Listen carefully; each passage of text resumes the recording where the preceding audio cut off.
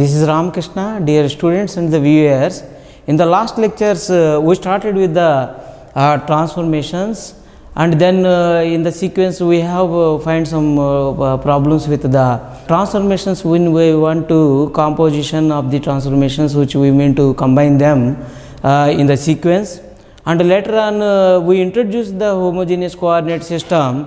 In addition to the Cartesian coordinate system and the polar coordinate system and the geometrical coordinate systems, we introduced one of the system which is the homogeneous coordinate system, and then we removed those problems of the, we recovered from we implemented the composition of the transformations. And now we are going to discuss about the arbitrary transformations. What do we mean by this one?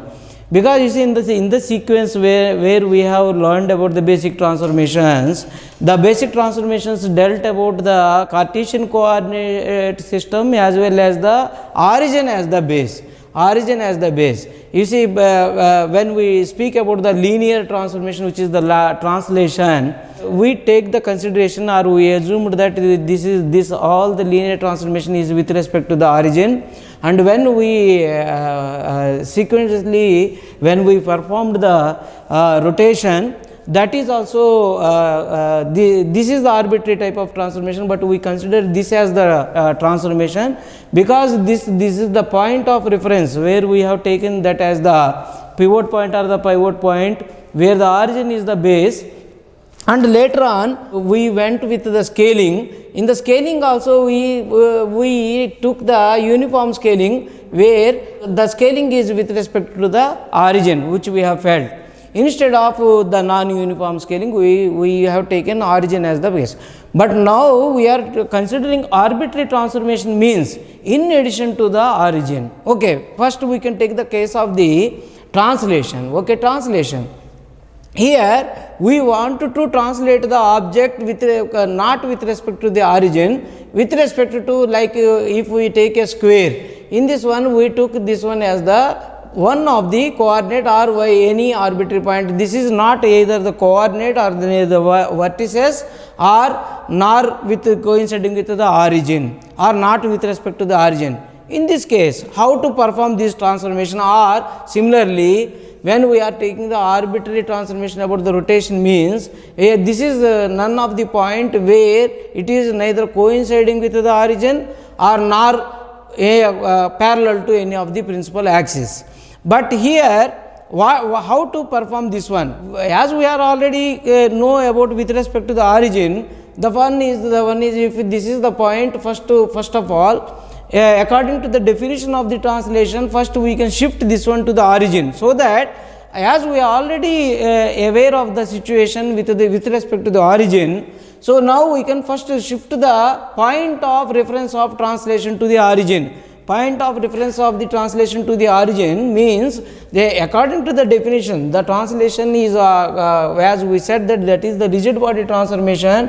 It not only shifts or translates the point only, that completely shifts the object with respect to the origin. Like you see, when we move this transformation which we take is the inverse translation because it is moving towards the origin. So now this will become one of the 1 0 minus tx 0 1 0, and this is the homogeneous coordinate. This will become the inverse translation. That means that this object is completely coming towards the origin. Okay. And then we can do whatever the translation we want to do, and then we can revert back to this total transformation will be taking place. Likewise, rotations, in the rotations, this is very important. This is the sequence. You see, the students feel comfortable with the three-dimensional coordinate system, or combinedly, or in two-dimensional system we can go with the arbitrary transformations. Whatever the feel according to the student level we have to move with. So now here I am taking the two-dimensional only, and I am trying to do the rotation about the x-axis or y-axis. X-axis or y-axis, okay, now I am taking about the axis which is perpendicular to this xy plane. So now this is the point where I want to do the rotation. Basically this point is neither any point or on the origin, this is neither the pivot point or no point are coinciding with the any point on the object. This is the point making some distance. Okay, even this also we can interpret like this. Here we don't know the angle. What is the difference? If we can know the angle with this point with the origin or any principal axis, then it will become easy, because already we know r phi is the transformation. In the last lecture we have seen that the cos phi, then we have derived minus sin phi 0, sin phi cos phi 0, and then 0 0 1, which is the 1. This we can do, but here we don't know the angle as well as the point with reference to which we are giving, that is neither coinciding with the pivot point. In this case, what we have to, the same sequence for the translation which we have did. First shift the point to the origin. Shift the point to the origin means this is the inverse translation. Inverse translation means which is 1 0 minus tx 0 1 minus ty 0 0 1, and then what this will do? This will do that this will completely shift the object to the origin, or otherwise this will completely shift the origin, so that this object will coincide with any of the vertices on the origin, so that you can do whatever the angle you want to do. Because you see, if you want to rotate the object in the anti-clockwise direction, in the clockwise direction, if you are doing the rotation clockwise rotation, then this will become the inverse rotation, then it will become the negative. So that the whatever the angle you want to do, that angle rotation you will do, and then move back to the original position. That means that this is called as the positive translation, because the object now it has moved like this. That means that what in totality what has happened, the object has been rotated whatever the angle you wanted to move with. The angle, whatever angle moves, that means that this is the tv is equal to 1 0 tx 0 1 ty and 0 0 1.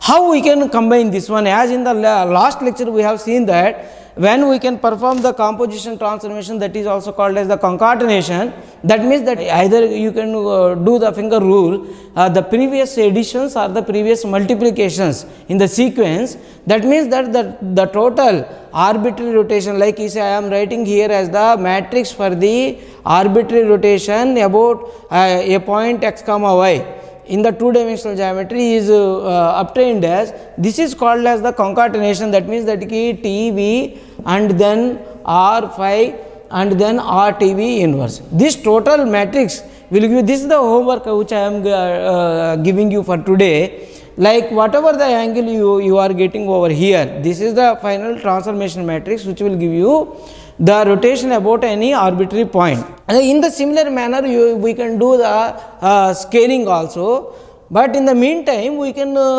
try to learn or try to find out the concepts of the three-dimensional system. Three-dimensional means anybody can say that where we can have three principal axes which were perpendicular to each other. Like this is also called as the thumb rule, where all the three fingers are perpendicular to each other. Likewise, you can imagine that this is the z axis. Basically, I can write here like this, because this is also having a very interesting thing. This is the basic one. This is called as the normal system, which is normal coordinate system. That means that the arbitrary system means where this is the one. What is the difference between these two systems? In this system, when the principal axis is rotated in the anti-clockwise direction, x is coinciding with the y and y is becoming the z and z is becoming the x. This means that this is called as the cyclic system. This is called as the cyclic system, and later on this system is not called as the non-cyclic system. This is called as the arbitrary system. Like you see, when you are rotating in the anti-clockwise direction, positive rotation, x is becoming z. This makes a difference. When we can go do the composite transformation, this will make a difference. This will move, and in the next lecture we will continue with the rotation about the three-dimensional coordinate system.